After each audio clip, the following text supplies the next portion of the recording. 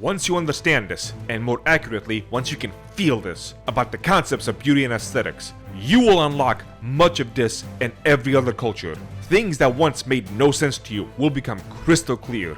You will understand why people give up their very lives for an ideal, why they go to war, why they fight and die, why they strive to reach the stars, both figuratively and literally. You will come to understand the very driving force of all of humanity, why we went from withering away in caves to building castles. You will understand why those castles fill you with those positive feelings, but our modern-day skyscrapers do not. And you will understand why we risk our lives climbing mountains, and why we are now orbiting the planet itself.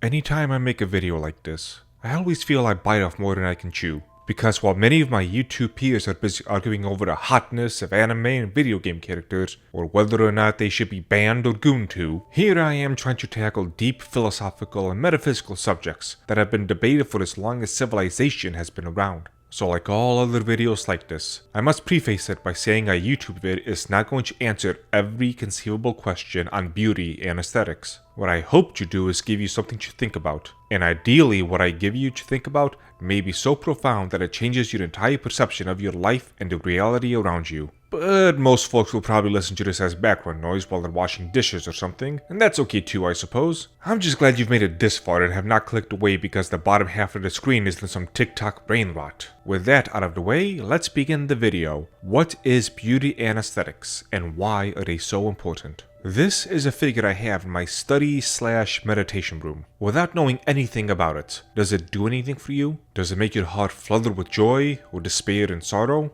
Probably not. I want you to remember what you're feeling right now while looking at this figure, as we'll come back to it later. And make sure you don't confuse your feelings of curiosity and suspense with the feelings of the figure in and of itself. There's an interesting phenomenon going on today.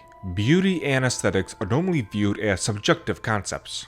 Beauty is in the eye of the beholder, one man's trash is another man's treasure, and all that. Yet, in many circles, while there is a universal idea of beauty being subjective, there is also a universal idea that the world is lacking in beauty, and we are in some form of dark age when it comes to it. People are longing for the past, whether it is aesthetics from thousands of years ago, or even just a couple of decades ago. There is a definite and clear aesthetic from 80s and 90s anime, for example, one that many love. Now, I am not one who loves nostalgia for the sake of nostalgia. I even made a whole video on why folks should end the nostalgia fever dreams. And there certainly will be those who talk highly of those decades from a purely nostalgic point of view. But putting those folks aside, there truly is something special, something beautiful from these aesthetics. It's not something we can easily put into words, as beauty and aesthetics is a creative, right-brain concept where logic, while still present on some level, takes a back seat. It's not words, it's a feeling, an energy, and our attempts to use words or images is an attempt to get others to tap into that energy. And that's one of the cruxes of this problem I'm trying to get at. It's an energy you feel, not something you can logic out. And the nature of how you get folks to tap into that energy will be different depending on what it is. Art, music, poetry, fashion, cooking, or in my case tea making. They need a right brain more than the left. The logic part of you is there to help give some shape to that ethereal energy.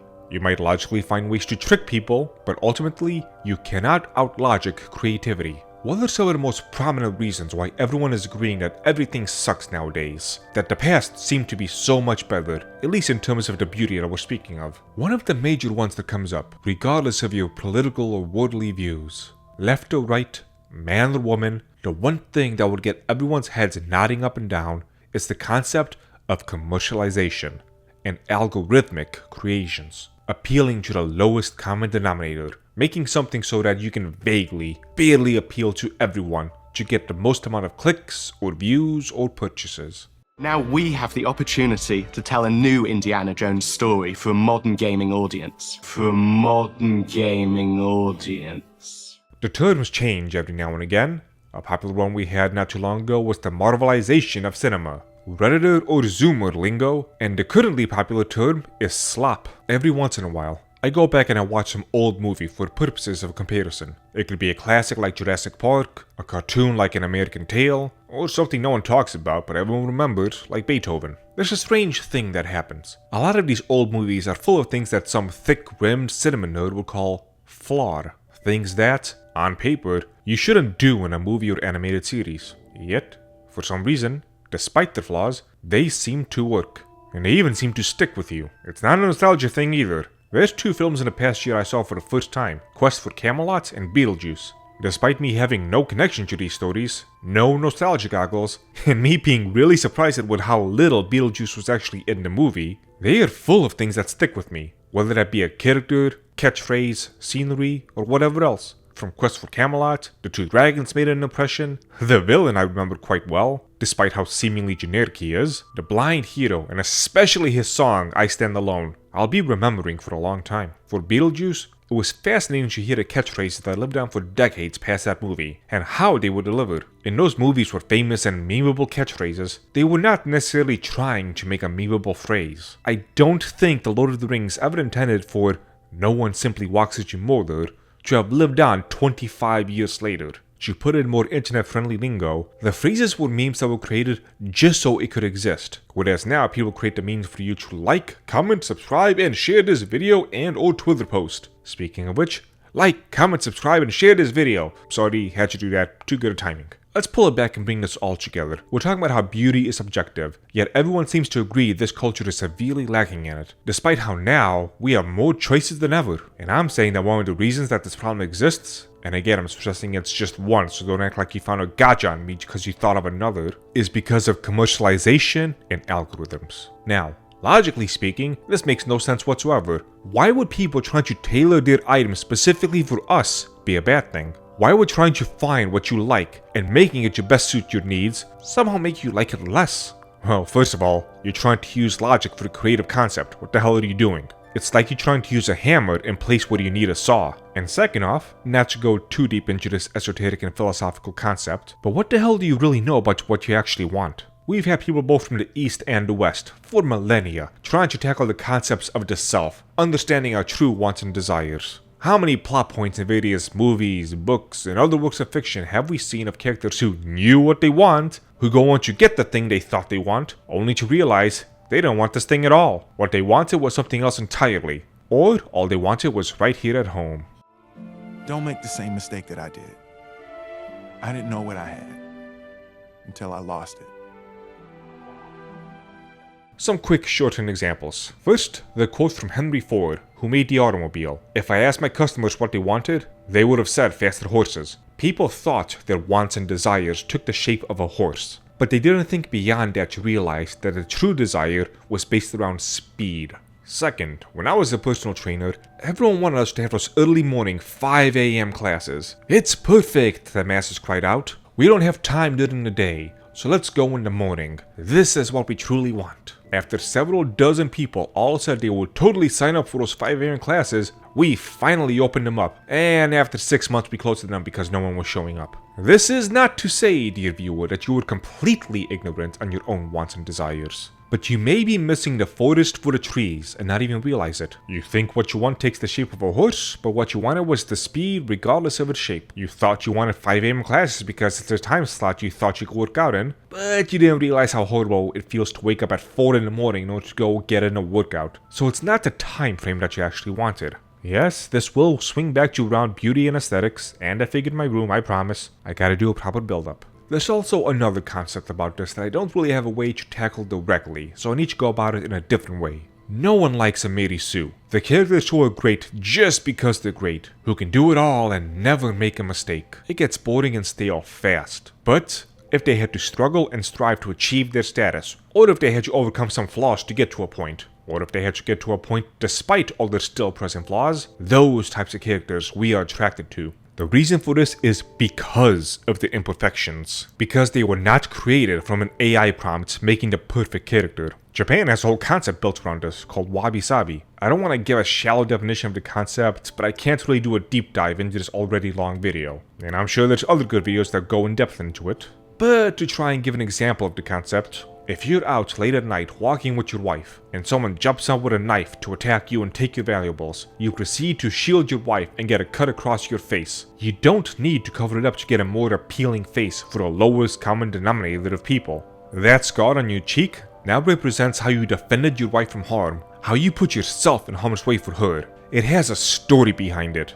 It is a showcase of your love and devotion to her. Your flawless face will get boring after a while, but that scar, it gives you personality. It develops your character. And for the people that matter, i.e. your friends, family, wife, and anyone who understands these things, you will look better with that constant reminder of just what type of man you are. Obviously, there's limits to this, and if you stand to lose your eye, you should definitely get that fixed. But let's not go off into the weeds here and become the actually guy. The point is, certain quote-unquote imperfections might be better than the thing we would logically call better. I experience this a lot in those rare times I go to a concert. When I go see some of my most favorite bands, when they play live, you can tell it's not the exact same as when they just play it on a CD. There are little things here and there that change. Sometimes better, sometimes worse. But yet despite that, for whatever reason, when you listen to them live, it just sounds better.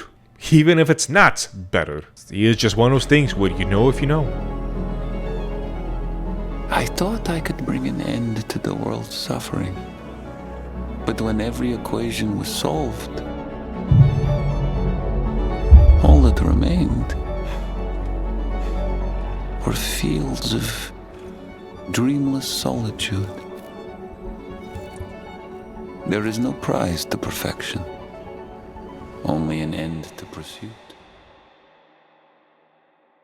I mentioned earlier the Marvelization of cinema, which is the concept that Marvel got so successful in what it was doing, it just decided to copy and paste its scripts and story structures, only changing the words where appropriate. Soon, other movies and studios followed suit. I think I just smurfed my pants. And now it feels like every movie, even if it's supposed to target drastically different audiences, feels exactly the same. The same type of jokes, the same story beats, everything. It's not like story structures didn't used to exist, or formulas were only a thing that were invented this century. This concept also applies elsewhere. If you've played an Ubisoft game in the last 10 years, you've played every other Ubisoft game. Sometimes this is even a good thing. I prefer my FromSoft Souls-likes to have that certain feel to them. But more often than not, it's not like that.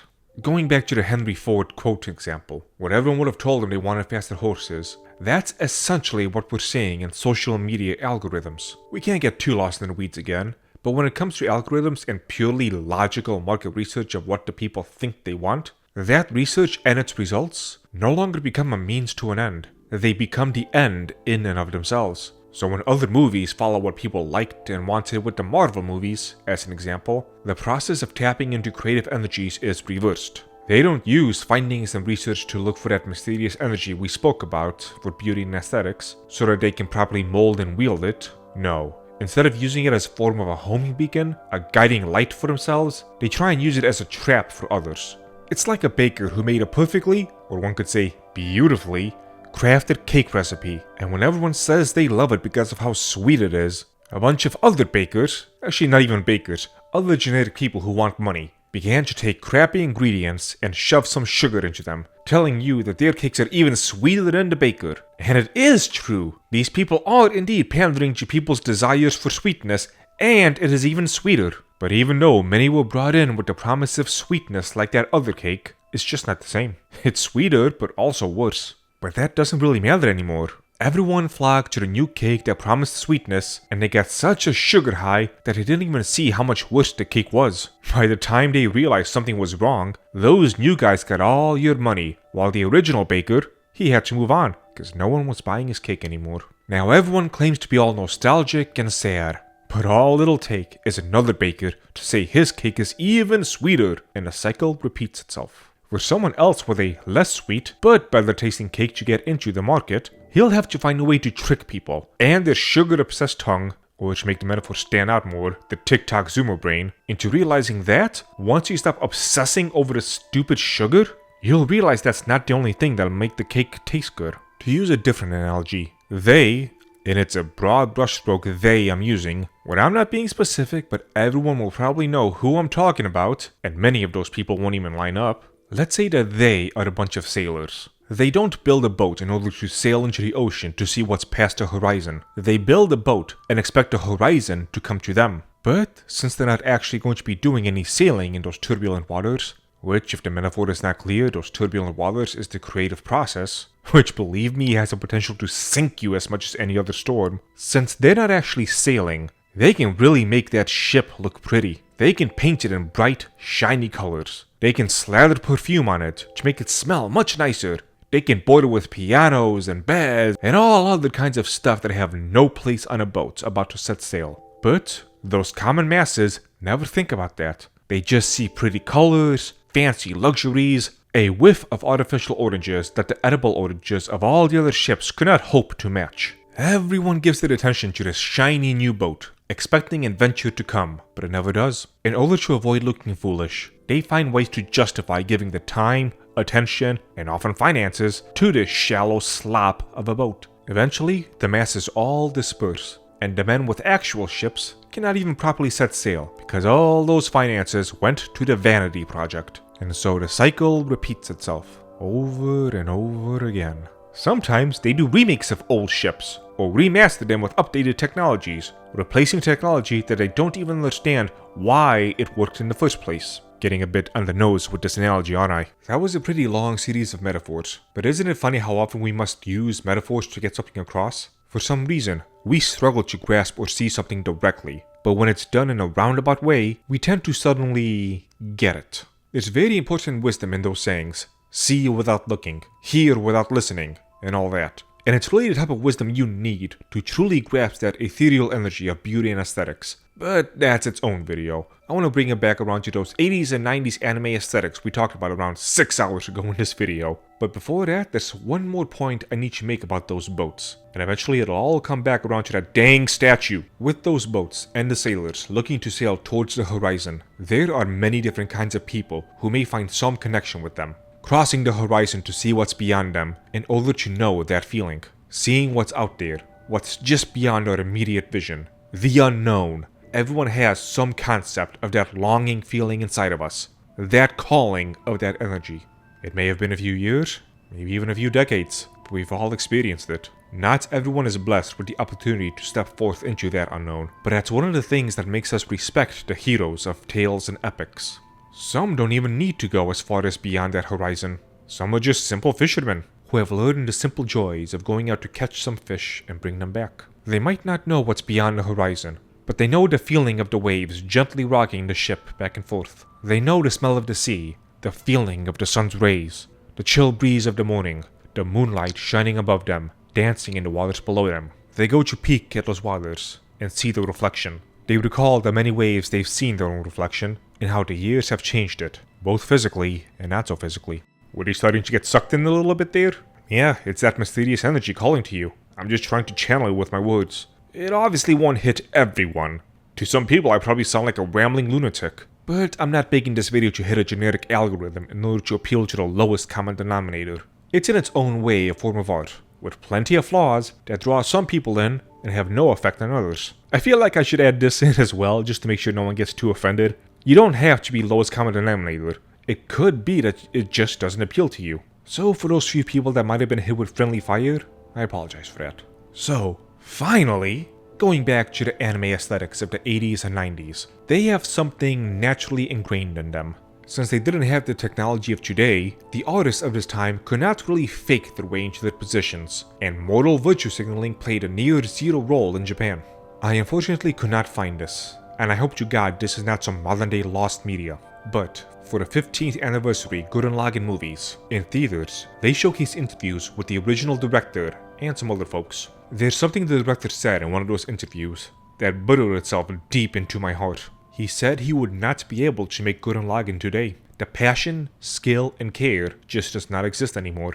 This next part might have actually been said by someone else, but people have gotten so used to the computer technology letting them make easier and lower quality stuff that we could not replicate something like the background of Akira today, even if we wanted to. This is the construction site that figures so prominently in the story. Each of these dots represents a lighted office window at night. Here they are painting the windows in the building, each one carefully done, as was the lettering.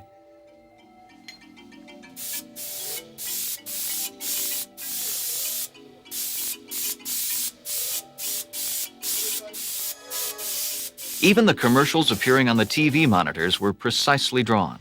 Do you feel that pit in your stomach? Like you feel that you've lost something? The music making you feel like it's sinking ever deeper? Well, it doesn't matter, right? Art and beauty is wholly subjective. Therefore, you can just shift that subjective viewpoint onto something else. And considering we get more anime per season than we usually get per year, that hasn't been a problem, has it? I am sure that there is a form of aesthetics that you can recall for the last 10, maybe even 20 years, right? Let's dive a little deeper into the beauty and aesthetics of 90s anime with an example that didn't even start airing until the year 2000, so just at the tail end of this.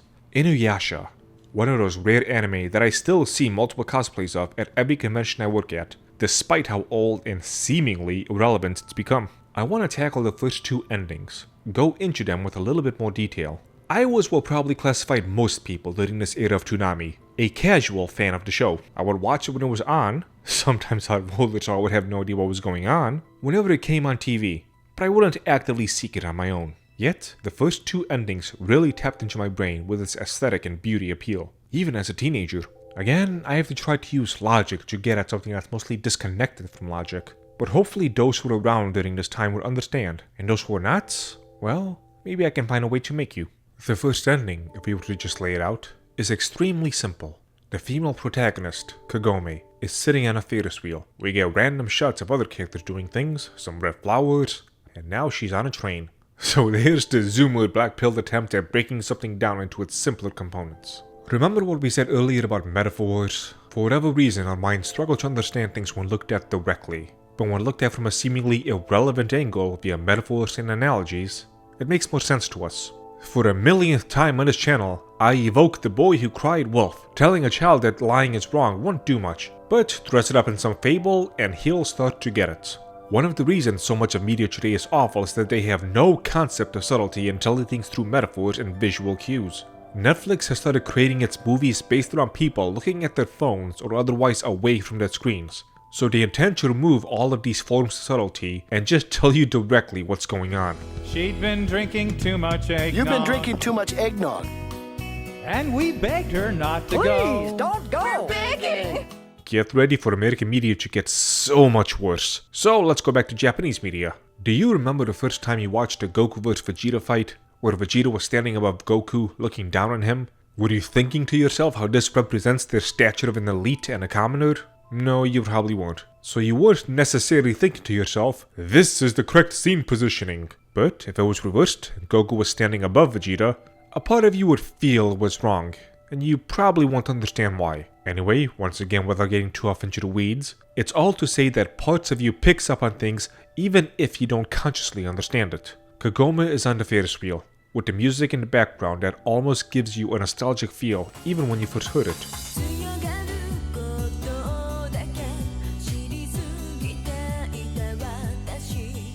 It sounds like the voice is reaching into the past.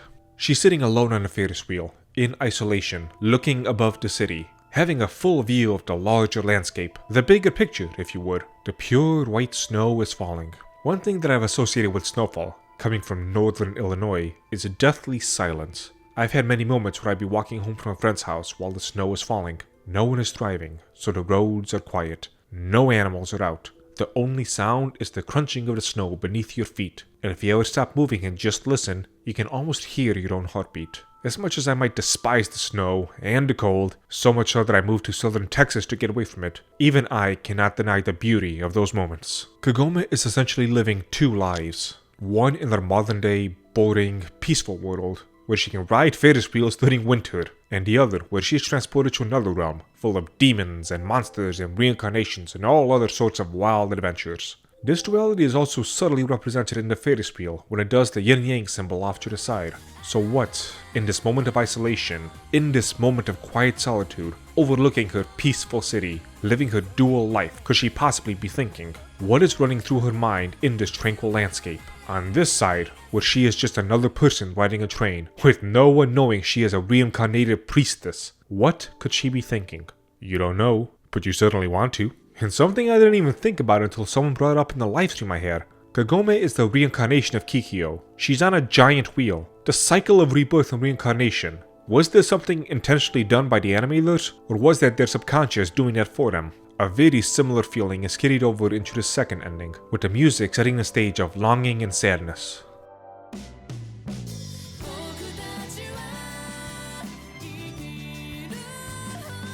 we have the antagonist, Sashomaru, looking at this giant corpse covered in armor. This shot didn't take $50 million and hundreds of animators to create, but it doesn't matter. It tells a story, and it's a story you don't know, but you want to know, with the music making you feel sadness. You wonder if the antagonist is feeling sadness at this creature. Maybe some form of longing, perhaps. You know there's something more to this character at this point in the show, Season 2, but you don't know what yet. Same with this mythical dragon. Did it have some connection with the character? It continues to deepen the mystery of this man, without saying a single word. Almost no shows in this day and age seem capable to capture this. Forget subconsciously, I actively look for it and I still don't see it. All of this bemoaning that everything today sucks. What does it all matter? Why am I treating beauty and aesthetics as this wholly important thing? Isn't that just a shallow form of thinking? Have we not been given plenty of stories and lectures about how beauty is only skin deep? How the clothes don't make the man? Painting stripes on a car does not make it go faster. All of that. That is true. People do tend to fake a lot of this beauty and aesthetic stuff, usually to manipulate you. It's not necessarily even in physical appearance. Grifters often manage to fake the persona so you'd sympathize with and like them more. It's not really impressive if someone takes a helicopter to the top of Mount Everest, and then takes a lot of staged pictures of himself conquering the mountain. Hell, in this metaphor, the peak of Mount Everest is full of helicopters and people getting ready to pose on top of the mountain. All to tell you that you can do it too, if you listen to their pep talk and give them some money. Eventually, all people end up associating with Mount Everest is vanity. That whole climbing thing no longer matters. People give you quotes about the splendor and beauty of the mountains, not based on what they see, but what they've heard before, changed up and tailored to fit their audience of the lowest common denominator. But while all this is going on, there are still people climbing the mountain, still taking that risk, that sacrifice, to see the peak after all their struggles and hardships. And God knows I am not only talking about the hardships of climbing the mountain itself, but all the work that went in before they ever stepped foot on that wonder. But by the time they get to the top, they're cold, sweaty, covered in snow, out of breath. They don't look too pleasing. And that's the reality of such a journey. But people don't want that reality. They want the influencer reality, the staged and fake reality. They yearn for the shadows of Plato's cave. Even as they decry the death of all that Mount Everest used to stand for, they won't give more than a glancing look at those who made the climb. One of the reasons I have to be so long-winded in this video and all the descriptions is if I try to talk about the beauty of the top of Mount Everest within this metaphorical scenario, people would immediately think of those helicopters holding the posers and shut their brains off. I'm trying to get you the deeper principle, and I need to disarm the broken mental defense mechanisms people don't even realize have been installed. And at this point, I'm hoping I've done enough to disable most of them. Let's once again loop back around and start from the beginning of why any of this even matters. There's a multitude of different ways to approach and view this, and no single explanation can ever hope to capture the entirety of the subject. I will showcase two interconnected ways of describing its importance. When you are born, there is nothing that you truly learn or develop on your own, at least in the beginning.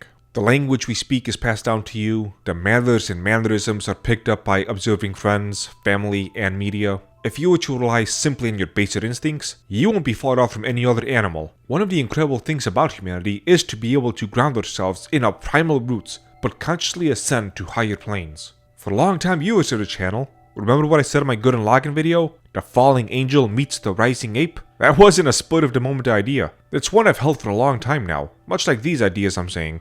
So now that we're here, we're handled our language, much of our behavior, our views of the world are shaped usually by an extremely narrow lens that is our youth. It should be stated I'm not saying that this is bad, and no, I have not forgotten about nature and genetics. So with all of that going on, who are you? What is it that you like?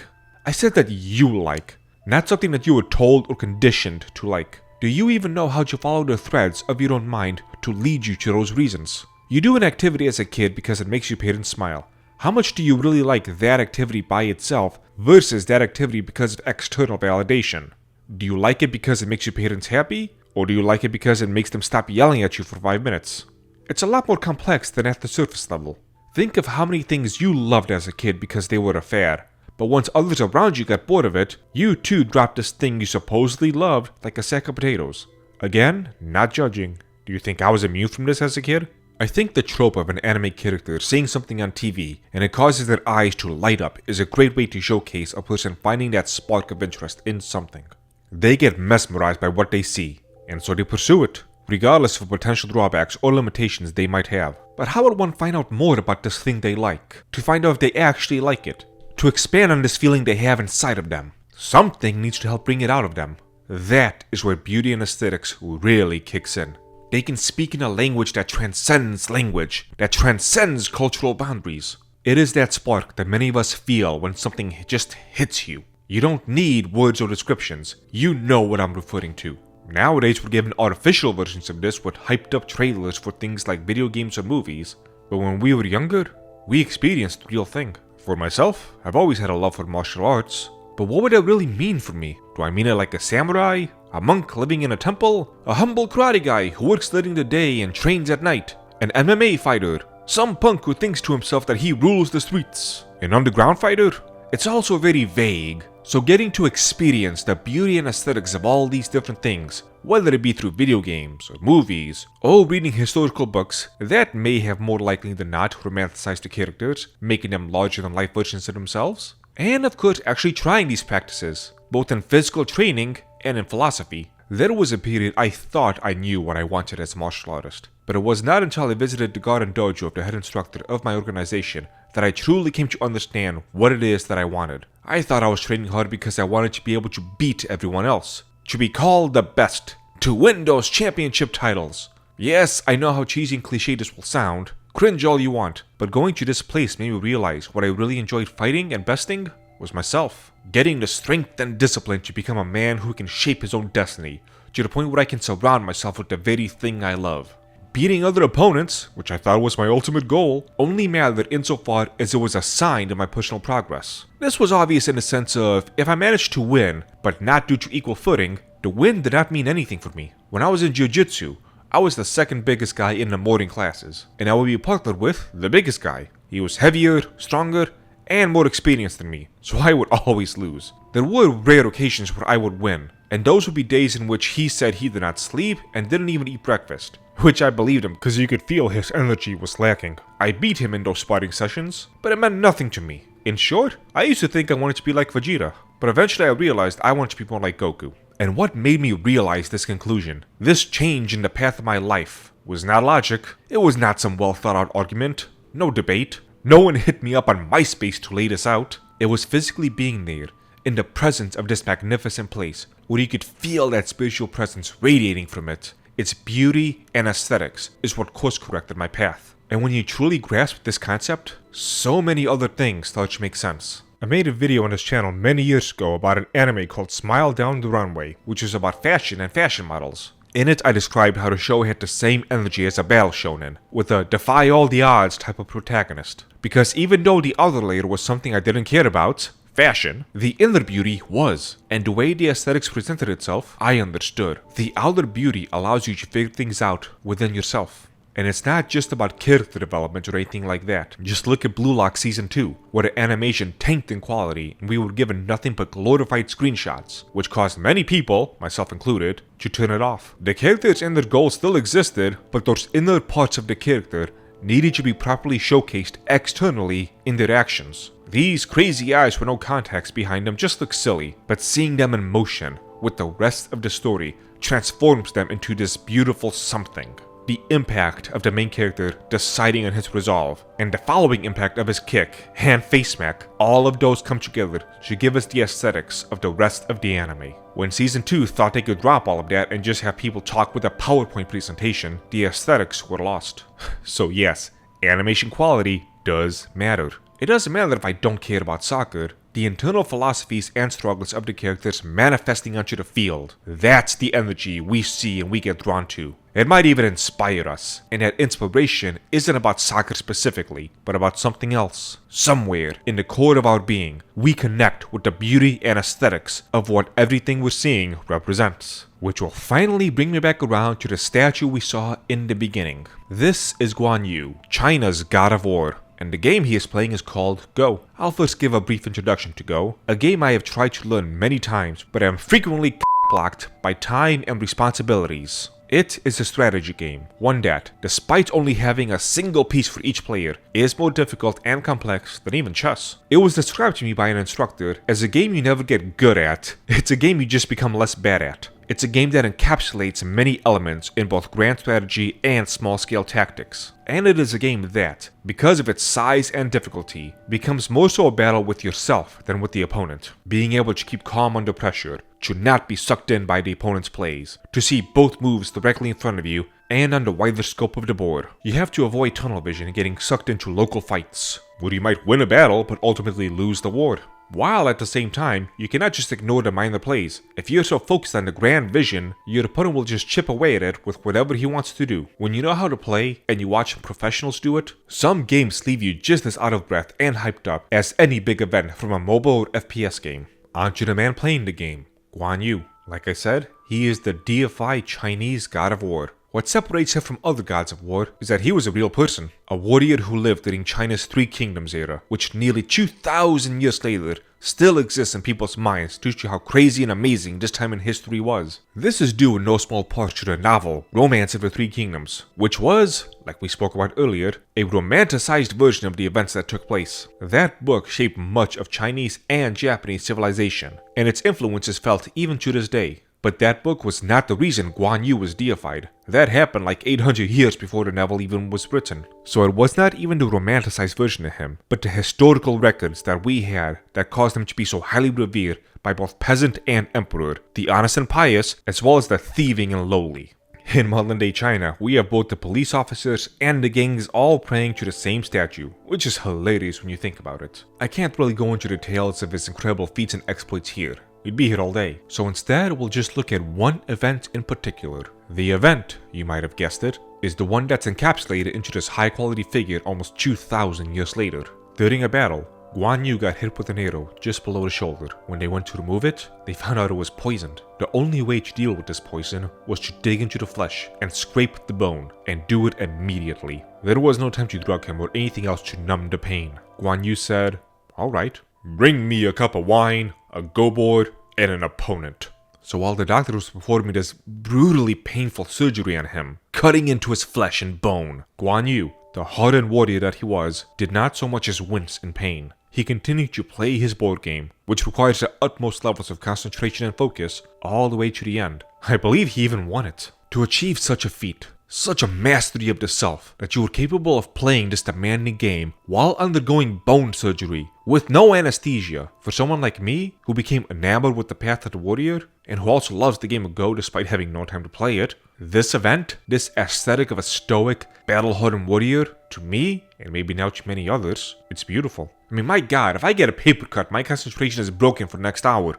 I bought this figure because it's one of the few things I can look at that can remind me of what I want it to be. The strength that I wish to gain within myself. And it's in large part thanks to how it looks. I mean, if they kept everything the same but gave him googly eyes, this would not work and I would not have put money into this thing. Many other events also helped solidify this in my mind, from seeing the massive, nearly 200 foot tall statue of the man, to the largest American Guan Yu temple located within my area. Hell, even games like Dynasty Warriors, where they showcase the damage his death cost everyone. Many things, many different works of art, showcasing the beauty and aesthetics, help lead me to seeing this man and his figure for what they were. See, if I just began this video by saying, this is Guan Yu playing a game of Go, and it's awesome because it's going through a lot of pain but still playing it, or something like that, it would not have the same impact. No, I had to spend all this time to paint you a picture of what was going on, of why beauty and aesthetics matter, and why this particular statue's beauty and aesthetics affected me so much. Sometimes you just cannot take the short route. There does not need to be a one-to-one connection. If I'm playing a wizard or a rogue in an RPG game, I'm not looking to see how I can become these things exactly, but that does not mean I can't see something in those characters, whether the script is pre-written or if I'm writing the script myself. There is also seeing the beauty of things we don't aspire to be, but want to see in others, and they can be seemingly polar opposite contradictions. In Gurren Lagann, for example, we have both Yoko and Nia, which are a yin and yang dynamic in many ways. There was even a whole episode dedicated to this whole idea. Yoko is battle-hardened, brave, skilled in combat, showing off all the goods and activating certain neurons, while Nia is delicate, gentle, and all-around loving, who is more modest and activates, well, certain other neurons. And this is despite her, let's say, lack of skills in certain other departments. But despite all that, despite them being on opposite sides of the coin, it is still the same feminine coin, and their own unique, beautiful charms are an ideal that I look for in others, all the while remembering that it's an ideal and no one is ever going to actually hit it. There is also one other aspect to beauty, which I can relate it to more so real life works of art.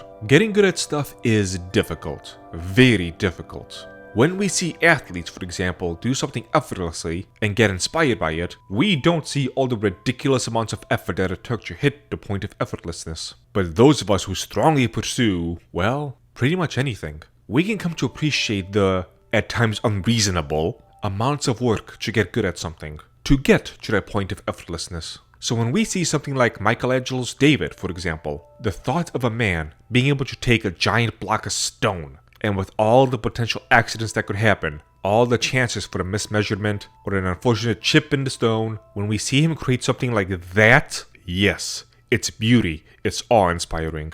You could 3D print the same thing, but it would not be the same, and you know it. This is also one of the problems of AI that's not nearly spoken about enough, but I did 2 whole videos on that, so you can go check those out.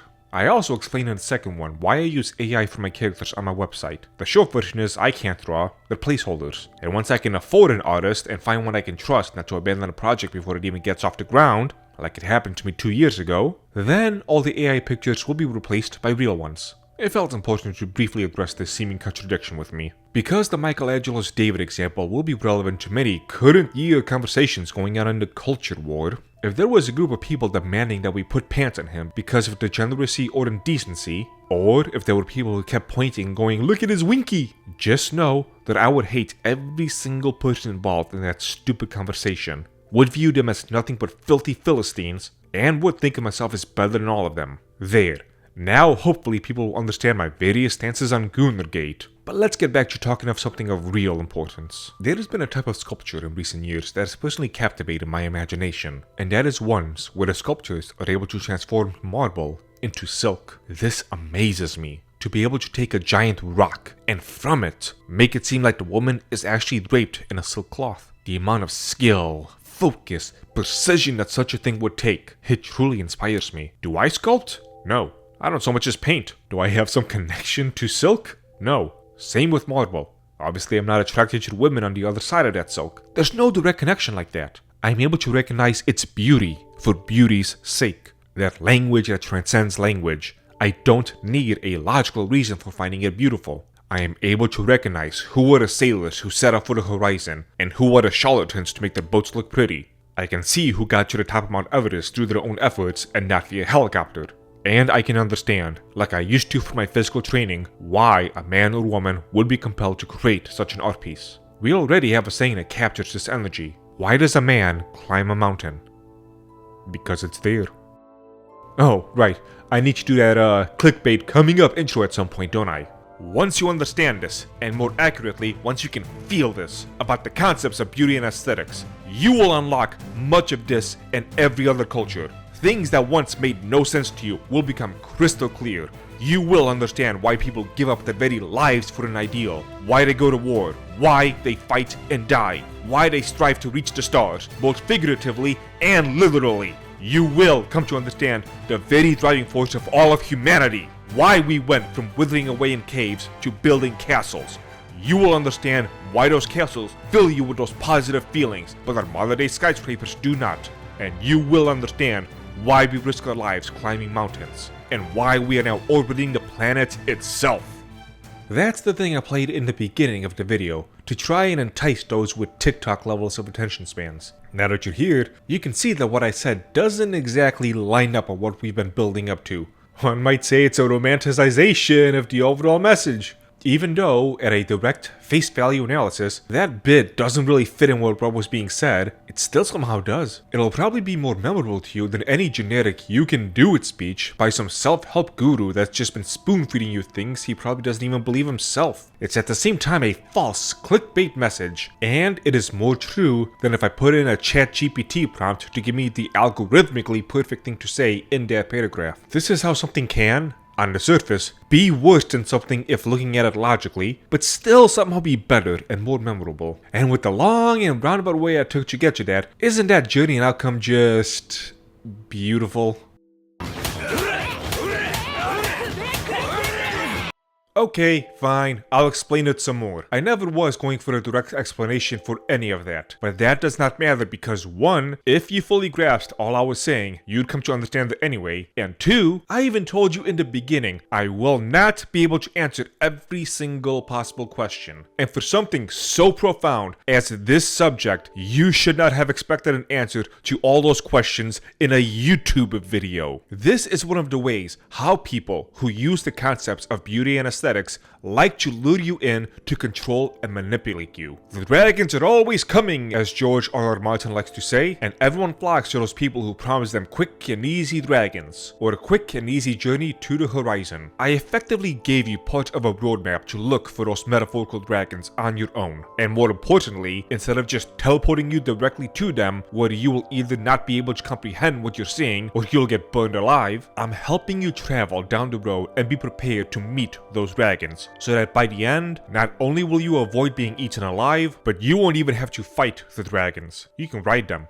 And for those who feel they're too special and smart for such a thing and just want to be given the answers, here's a small secret in this video. Did you notice how, throughout this entire video, I frequently used the water and ocean motif? Out of all possible beautiful scenery in video games, why did I purposefully choose this one, with someone looking out into the ocean, where you can see a setting sun going into the horizon? Why, out of all the analogies, did I choose to use 2 ships in the ocean, and again reference going out into the horizon? The metaphor was really clunky too. There's plenty of other real-world examples of this I could have chosen, but I went with this specifically. I chose Yoko and Nia underwater out of any other scene between them. The very first piece of art I showed was of an ocean wave. I kept going back to it over and over and over again. Do you know why I chose this particular image of the monkey picking these idols out from the water? Everyone can argue about it in the comments down below, but I'm not going to so much as entertain a yes or a no response. To explain in full and directly would be impossible, and I would need to make many more videos like this of considerable length, being just as roundabout, in the hopes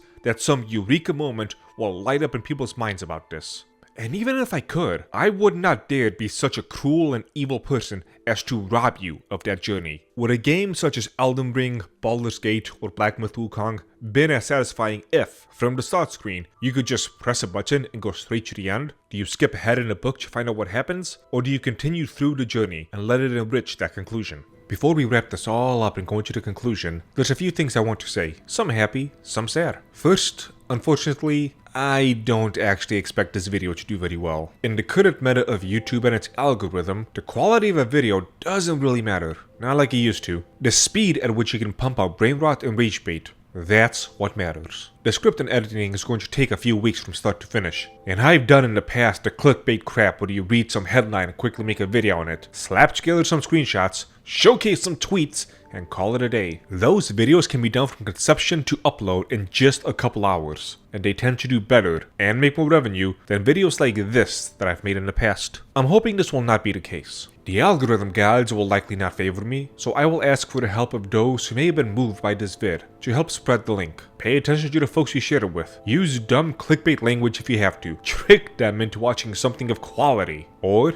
if they're already craving something of substance, let them know this is it, because this video might be a crossroads for me. Despite how seemingly well I've done with this channel, with YouTube not being a main focus, and still scoring 20,000 subscribers, and multiple videos crossing 100,000 and even 1 million views, I have grown tired of constantly swimming upstream. I want to know that there is in fact an audience out there where I can make more of these types of videos. And if you want more, I do have a best of playlist that I've made for the channel. If things don't go well, and this becomes another video lost in the dustbin of history, well, I don't know exactly what I'll do. But I might just start giving the masses what they want. The other way to support? I don't do sponsorships, because I'm my own sponsor. The Dragon's Treasure is not just the name of the channel, it's the name of my anime-themed tea store that sells tea, coffee, soaps, and eventually this year, hot cocoa. This is my current form of art, where I have my own tea mixes, the soaps I make myself, and the coffee is even roasted fresh by me per order. I do take great pride in the quality of what I sell and produce. While I don't expect, or even want, the lifestyle of a billionaire, I can no longer continue living like a pauper. Unlike nearly the entirety of the YouTube influencer sphere, I'm not just asking for free money. Buy yourself something. or others. For continuous support, sign up for my Only Teas to get monthly delivered teas, Only Beans, same thing but with coffee, and or Dragon's Wings, which is like my own Patreon. But you get bonus goodies like permanent discounts, tickets for monthly giveaways, and more. I have a goal this year to get 200 new total subscribers across these services, and those 200 will help ensure that I have the financial stability I need going forward to make more videos like this, to say nothing of the products I will come up with for the business. The final relevant point to this, I'm also working on a video game, or at least trying to. The aforementioned financial stability will help me be able to focus on it, but as it stands now, stability is a top priority. My own health is unfortunately a distant second from that, then YouTube, which is linked to the first part, and then finally the video game. I don't want to talk more about it here until I have a demo showcase to present to people, but you can always come by the Discord where I have a channel that I tend to blabber on way too much about what I'm doing. So to close this part out, I've gotten tired of being the underdog and explaining in videos or on Twitter how I've been able to create this business and keep it running for 10 years with almost no financial backing. I don't want to be praised anymore about how amazing it is I'm able to stay afloat despite all the chains I have weighing me down. I want these chains removed. Then I want to get out of the water and stand on stable, dry land. Then I can truly start to create. Final sentence to avoid putting this at the end and spoiling the natural ending of the vid. Like, comment, share, and subscribe. Now then, on to the conclusion. So why even make this video in the first place? A wide, complicated assortment of reasons. I can bring it back around to the example of Michelangelo's David, and how much work it took to explain the depths, I repeat again, the depths of appreciation I and many others have for the work, and the depths of the piece of the artwork itself. That depth is something that's missing nowadays, on both sides of the aisles. We have the NPC Philistines who are overly obsessed with his junk, and we also have the modern day, artists who have given us modern day art, who insist on spitting on a plate, then telling us that spit is as deep as the ocean, and we just don't get it. Everyone who wants to seem like the deep thinkers clap like seals for it. I see people who try to talk about media literacy. Better yet, go look at my video on the topic where I explain why those who preach about literacy are themselves quite illiterate. There's also that part I always hope for every video I make like this, that someone will see it, they will get inspired, and the path of their life will shift to something better. And who knows, maybe they too will one day create something that'll move people in the same way these works of art have done as well. On the internet specifically, there's been quite the fierce battle, to go back to the Michelangelo metaphor, between people who want to either put on pants or outright remove his junk, and the people who think the whole of the sculpture centers around his junk. I've been confusing a lot of people, because I see the people coming in with the pants and a chisel, and I tell them I'm going to take that chisel and use it on their junk instead. So the pro-junk people cheer. Then after I tell them to shut up about the junk, I don't need to see 1,000 gifs of the balls. Please go look at the rest of the statue. They think I'm saying this because I secretly want to destroy the entire statue. It's become way too tiresome. It is not a stretch to say that beauty and aesthetics are that which keeps us going as humans. The noose and the tall buildings would be a lot more attractive to a lot more people if they did not have some form of beauty and appeal to help pull them away from those dark moments. And this long video has not touched on so much else. I am not talking about the beauty of seeing a blooming flower or a frolicking deer, of music, and all other branches from this topic. And I didn't want to go too off into the abyss, but there is also a rabbit hole of going after the people who have gotten together over the last couple of decades to systematically destroy beauty in any and every way, shape, and form. Considering I just mentioned how beauty and aesthetics are things that keep arguably millions of people from offing themselves, I think you can guess my opinion of the vile demons that try to take ugliness and convince us that is actually what beauty is. Whatever your source of beauty might be, whether it is the beauty of a single character, the aesthetics of a video game, a painting, a song, whatever it might be, that makes you feel that longing to return to a place you've never actually been to, yeah, they're somehow nostalgic to go back. It can be the beauty of a physical person, or the hard work that went into creating a new path that has not existed before, or even just to make it to the top of a field. Whatever it might be, just remember that you don't need to explain it to anyone. You can ask the question why to yourself as many times as you want, but you don't need to find an answer. With all that, dear viewer, I hope that you find that something beautiful in your life.